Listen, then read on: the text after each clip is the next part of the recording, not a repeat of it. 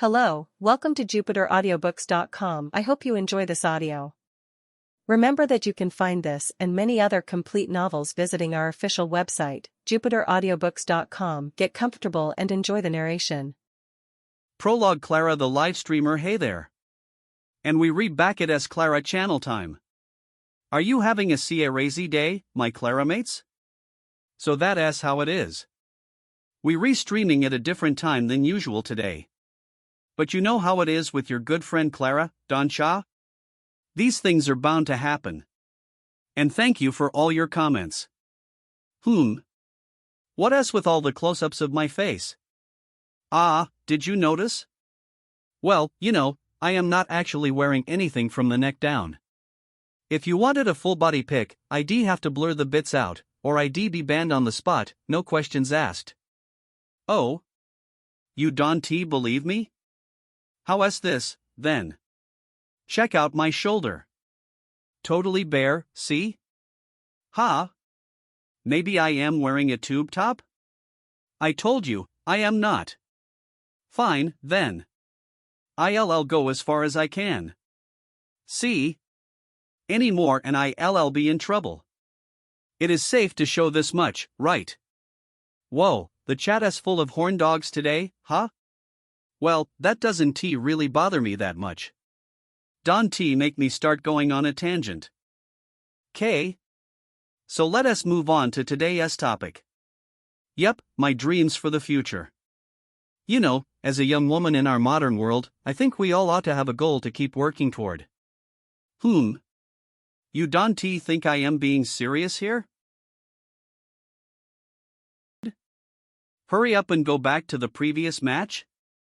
Shut up. What's wrong with doing things this way every now and then? This is going nowhere. Anyway, here is your good friend Clara's top 3 dreams for the future. Number 3. To get more subscribers for my channel. Number 2. To fall in love with a guy and become a couple. And number 1. Chapter 1, Shocking, Becoming a Fallen Heroine, Kuro. This could be the greatest crisis the garden has ever seen. What are you talking about now? My reflection in the window is just too beautiful. I can look away. That does sound like a problem. Which shall I break to solve it for you, the window or your face? Such was the response from the girl with dark hair and dark eyes. Her tone ice cold as she looked on with narrowed eyes and a slight head tilt. She was Kuro Karasuma, Mushiki's attendant, though strictly speaking, she served the original owner of his current body. Her words were clearly spoken in jest, but her expression, gaze, and intonation were all so harsh that they carried an eerie intensity. Mushiki felt a cold sweat break out on his forehead. His remark wasn't an attempt at humor or casual chit-chat. For him, the sight staring back at him was simply irresistible. The two of them were in the headmistress's office on the top floor of the central.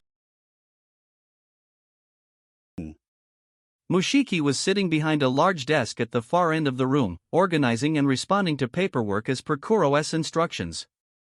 And while carrying out those tasks, he had simply happened to glance at the window, where he had spotted his own reflection.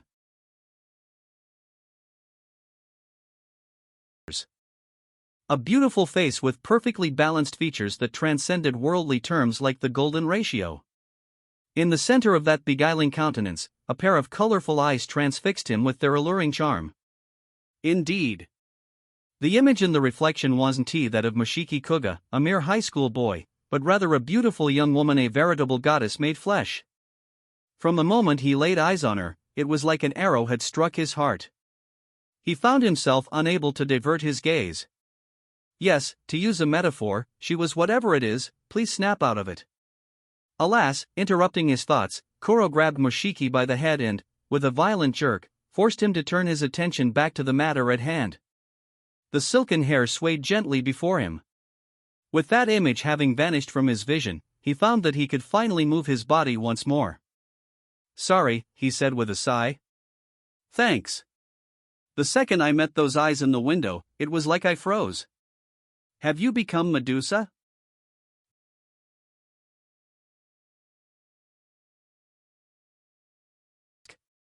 Now, let us move on to the next batch. I've already read and signed everything, but we can send them back without first affixing a magic-based form of certification. Everyone's inherent magic has a different latent pattern, so this last step has to be performed using Saika's body. She pointed to the space at the bottom of the page after explaining. There, the name Saika Kuozaki was written in neat handwriting. Yes. Saika Kuozaki. The headmistress of Void's Garden and the strongest mage in the world.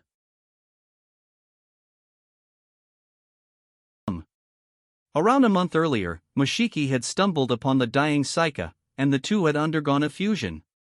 If it became known that the strongest mage had perished, the world would be thrown into turmoil. As such, Mushiki was now living in and attending the school as Saika herself. This paperwork was just one of his duties as the headmistress.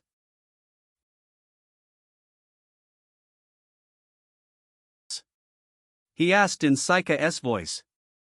Koro continued to point to the letters at the bottom of the page. We use a special ink with a high sensitivity to magic, so all you have to do is lightly trace the name here with your finger. Like this?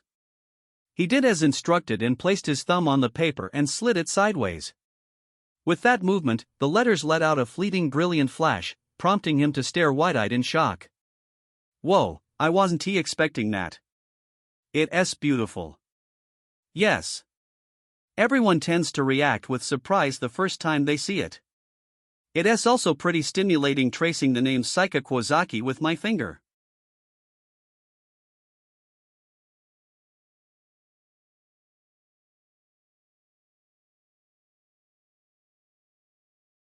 Of these, so please. I've been somewhat busy lately, so they've built up a little. Leave it to me. I am a little surprised, though. I mean, given how organized everything is here at the garden, I would have thought this would be done electronically or something. Personally, I would like to move to digital authentication as soon as possible, as our current method is extremely inefficient. Unfortunately, there are still many traditionalist mages who place too much emphasis on old methods. Sounds pretty similar to the world outside the garden, Mushiki said with a shrug. Everyone else is younger than Lady Saika, yet they so stuck in their ways, she all but spat under her breath. Ha ha. Mushiki flashed her a forced smile as he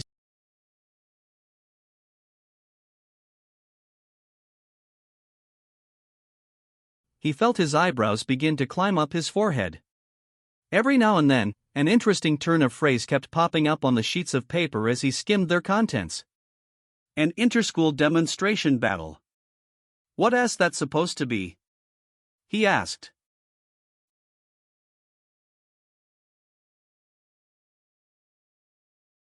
Shadow Tower, and us. Mushiki was a little taken aback by that response. You mean there are other mage schools besides the garden? Indeed. Annihilation factors appear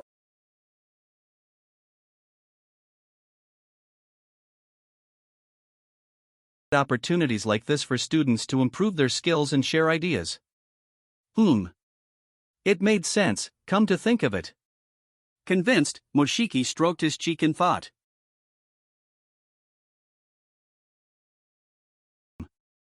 I thought it looked like it was coming up soon, but the day after tomorrow?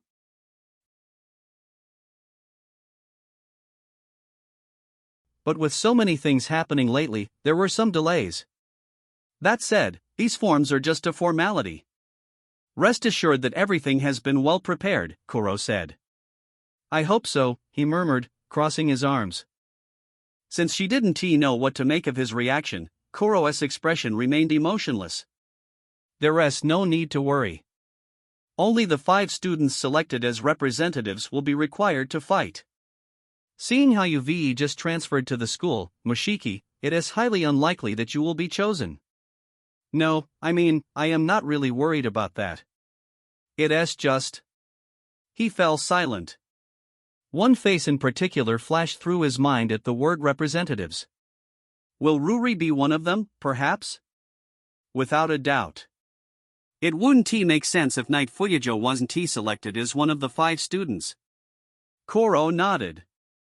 Right. He exhaled, struck with admiration for his younger sister. Though still a student herself, Ruri Fuyajo was counted among the strongest knights of the garden. As her brother, Mushiki was filled with pride and overjoyed to hear how highly regarded she was here. But after pondering this for a moment, he shook his head slightly. Ha! From the way you re-talking. It sounds like the 5 students haven't been chosen yet, though. That is correct. The Garden's administrative AI will select 5 students to represent us just before the start of the match. That sounds pretty sudden. I guess they wouldn't have much time to prepare or practice, then, would they? One doesn't always have an ideal team ready to engage in Annihilation Factor. A mage must be capable of adapting to the environment and the situation at hand. I see.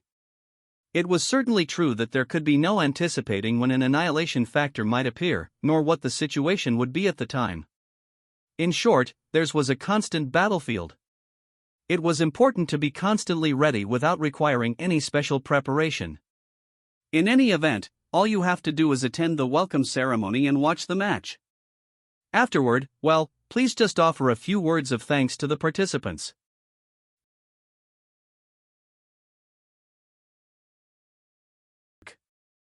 If you keep stopping, we won't be able to get through them all.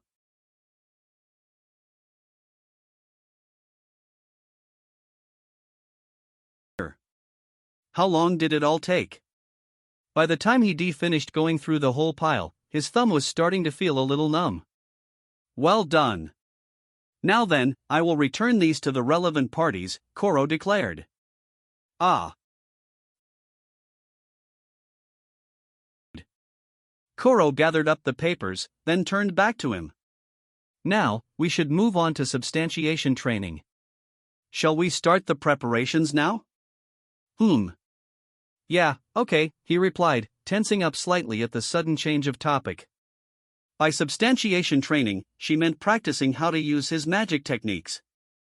And by preparation, she meant stimulating him to ready his body for training, to disturb his mental state and increase the flow of his magical energy.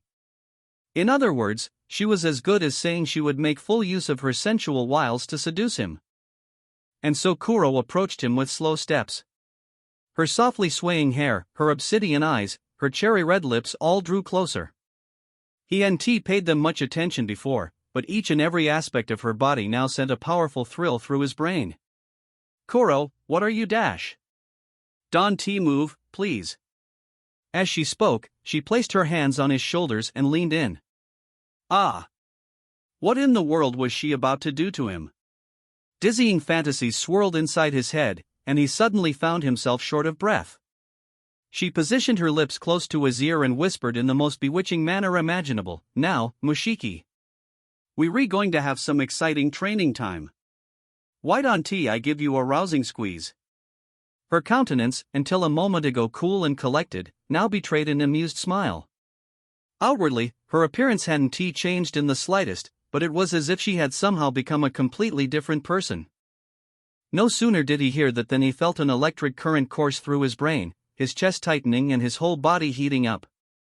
Then a vague glow enveloped his body as it transformed into an entirely different figure. A few moments later, a young man was sitting atop the oversized chair in the headmistress's office. His hair was pale in hue, his face androgynous. Even his navy blue uniform had adjusted to suit his more masculine body. Yes. Saika Kuozaki had just transformed into Mushiki Kuga. 1 month earlier, Mushiki had stumbled upon the dying Saika and inherited her body and powers. This, however, didn't mean he had lost his own original body. Though he spent most of his time in Saika's form, his own still dwelled within it.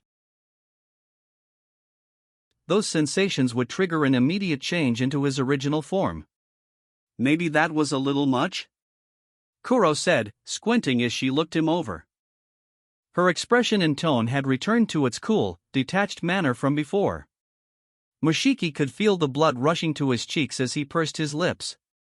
That's bound to happen, what with Saika herself whispering in my ear. Indeed. In truth, there was no human by the name of Kuro Karasuma in this world.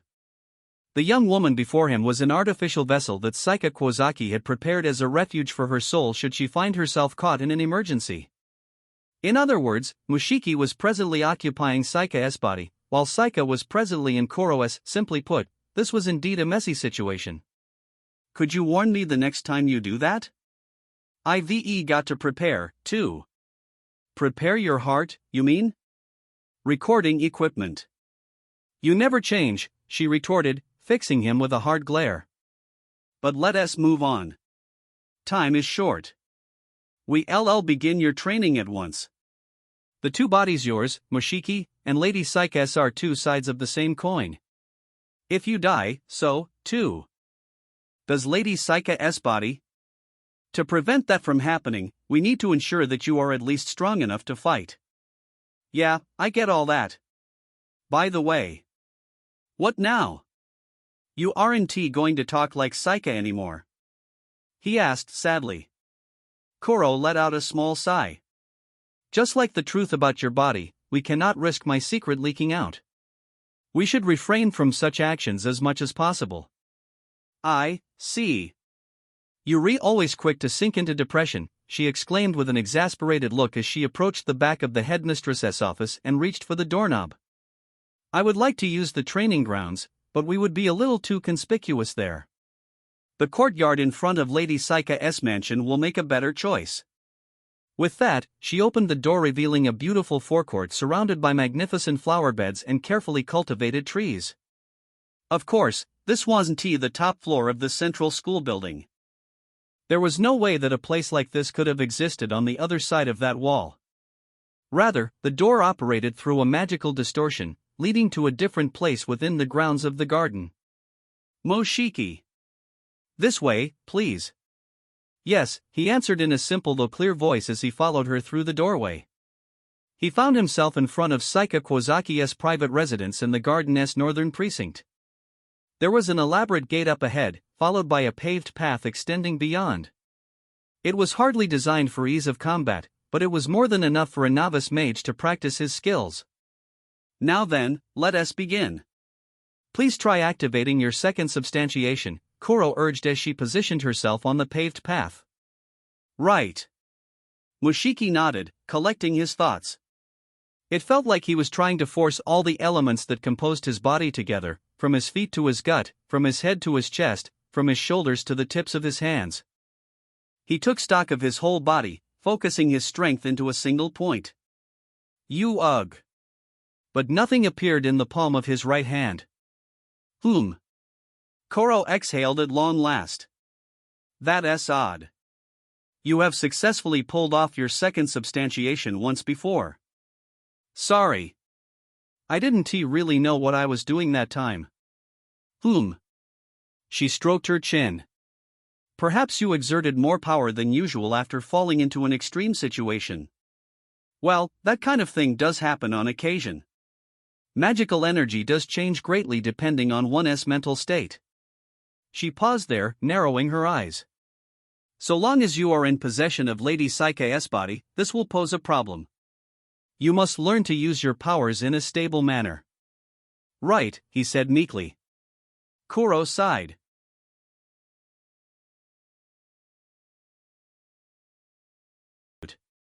Let us build you up to it. Are you ready? Yes. Even if it costs me my life. Mushiki responded fervently. Kuro gave a slight shrug. I appreciate your spirit, but that won't do either. If you perished, Lady Saika would also die. Sorry. You know what I mean. Very well. I don't doubt your enthusiasm, she said with a nod, before raising a finger. As I said earlier, you have already succeeded once in activating your second substantiation. Which means that you already have everything you need to do it again. Do you follow, Mushiki? She asked. The substantiation created by your technique is, so to speak, a component of your inner self. Your first substantiation, phenomena, brings forth magical effects that exist within you. Your second substantiation, matter, establishes those effects as a tangible substance. By moving from one substantiation stage to the next, you expand the scope of your inner self outward. So let us keep that image in mind as we try it again. Right. He nodded, fixing his attention on his right hand yet again. NNGH, but try as he might. Nothing appeared in his hand. Kuro let out a long breath. Well, if you could do it with just some simple words of advice, you would hardly need training. Right. Sorry. As though suddenly remembering something, Kuro raised an eyebrow. Now. Yes. This may seem somewhat childish, but let us prepare some treats. Treats. Yes. To serve as a reward. They might help motivate you a little more. How about this? If you can activate your second substantiation, I will answer one question. About anything you want. Ah, I did it. No sooner had Kuro finished speaking than a clear, glass-like sword materialized in Mushiki's right hand as a two-layered crown-like world crest appeared over his head. Ha! Kuro stared wide-eyed. He had never seen her so taken aback before. This was a rare sight and one that he wished he could have caught on camera, if only he had one on hand. She stared at him for a long moment, before folding her arms in consternation. I have to ask. You didn't do that on purpose, did you? No way. I wouldn't lie to you, Kuro. Yes, I am sure you wouldn't, she said with a nod, but her expression suggested she wasn't entirely convinced. By the way, Kuro? What is it? Did you mean it, when you said I could ask you anything? I see. So you were only thinking of your reward? From her tone, her despair seemed to border on admiration. Then, pulling herself together, she said, very well. Putting aside how you achieved it, you did successfully activate your second substantiation. So how does it feel to hold that sense of mystery in your hands? Are you aware of the sword, of what it is? What type of person does Saika like? No, what kind of presents? Chances like this are hard to come by, I've got to think carefully here. Mushiki pondered in all earnestness. Listen to me, please, Kuro said with a deep frown. Then, at that moment a soft chime came from her pocket. Oh. She must have received a message of some sort. She retrieved her phone and began to tap the screen. My apologies, but something important has come up. Let us call it a day for now. In spite of himself, Mushiki found himself short of breath after hearing these words, and just like that, both his second substantiation and his world crest vanished. Don't make such a face. Your reward is still valid. His desperation must have been clear as day, as Kuro stared back at him, aghast. That being said, there is no time to waste. Please don't neglect your self-studies. Right. But what should I do, specifically? The tablet you use in class contains a textbook on basic magic usage. Please use that as a basis for practicing some drills. As for the rest, well. She placed her index finger on her chin as though mulling over something. Given my position, I can actively recommend it. But apparently many students have been using MagiTube as a point of reference lately. MagiTube? Mushiki tilted his head at the sound of that unfamiliar word. Kuro nodded. Speaking of which, we've been so busy that I haven't properly explained how to use the various applications. You do have a smartphone, don't you? Ha? Ah, yeah. Mushiki gave her a small nod as he pulled his phone from his bag nearby. He had received it upon enrolling as a student at the garden, so it was a little different from his old one. He usually carried it in his pocket, but seeing as it could get in the way during training, he had left it in his bag. You should see an app called MagiTube, yes? It is one of the applications we pre-install here at the garden. Ah, here it is. I had no idea about any of this. Come to think of it, he hadn't made use of his new phone that much over the past few weeks. The only feature that he had gotten familiar with up till now was the camera. He tapped on the icon with a stylized letter M, and the application opened. Beneath the MagiTube logo was a search bar and thumbnails for various videos. It kind of looks like a video site. Precisely.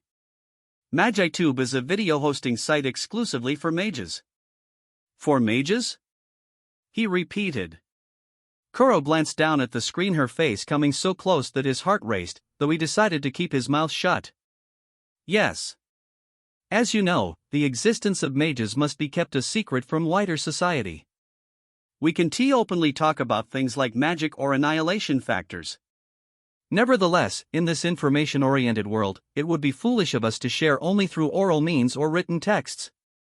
She paused there, pointing down at the screen. So we decided to create a web service that only mages can use. It isn't particularly different from similar services you can find on the outside. You can upload videos containing confidential information and leave comments. Don't worry about security. The main staff members at the company managing it are all mages, too. Wow, Mushiki said as he scrolled down the screen with clear admiration. The thumbnails for the videos did indeed show people using magic in flashy ways, along with monsters that could only be annihilation factors. Several seemed to deal with topics such as the history of magic and provided explanations and commentaries as well as guides on effective practice. Slowly, Kuro's words began to fall into place. These might not be official lesson materials, but it was often easier to intuitively understand something with the help of a video.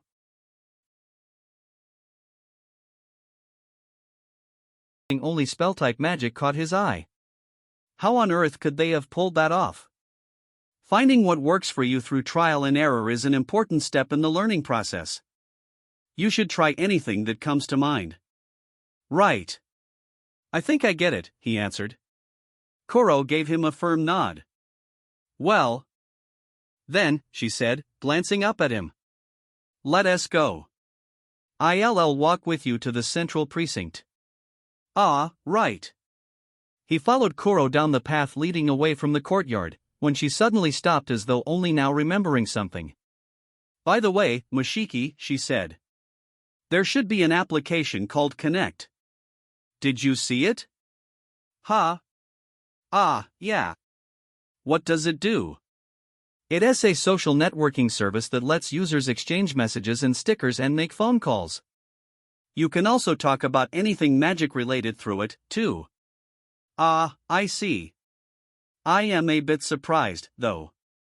I thought mages would use magic to communicate or something. This is much more efficient than relying on a crystal ball or telepathy. Of course, those are still used for special situations, but when it comes to everyday communication, technology is the answer. You don't need to waste your magical energy to use it, after all. Ah, that makes sense. Why did he feel like they had a similar conversation once before? At that moment, he raised his eyebrows. So why did you bring up this app? Let us exchange user IDs.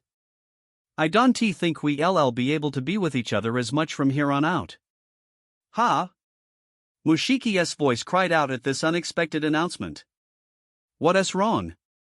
Is there a problem? No, it's just. I mean. Are you sure?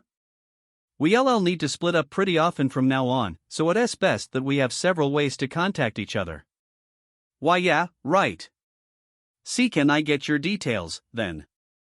Mushiki asked, his hand trembling as he opened the app on his phone to read the QR code on Kuro's screen.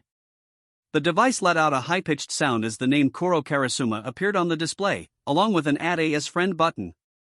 Eep. There is no need for any weird noises. What on earth is the matter with you? No. I was just a little surprised is all. Yes. Let us start off as friends and see where we go. Watch what you say, Kuro replied, her tone flat as she narrowed her eyes at Mushiki. Overcome with emotion, he tapped the Add as Friend button. I can believe it. Saika's details, on my phone. Before he knew it, he felt a wave of heat spread from the area around his eyes all the way down his cheeks. I don't have any more regrets, he whispered, holding his phone close to his chest. Haven't you set the bar a little low there? Kuro said with a sigh as she returned her own phone back inside her pocket. Around 10 minutes after leaving Mushiki, Koro was holding herself ramrod straight as she took the elevator in the garden's central library. There was no one else with her, but even so, only the first half hour is uploaded to YouTube. The transcription was generated with Whisper and censored using Google AI to comply with the platform. This project is completely free at free.jupiteraudiobooks.com, where we upload complete projects and you can make free requests.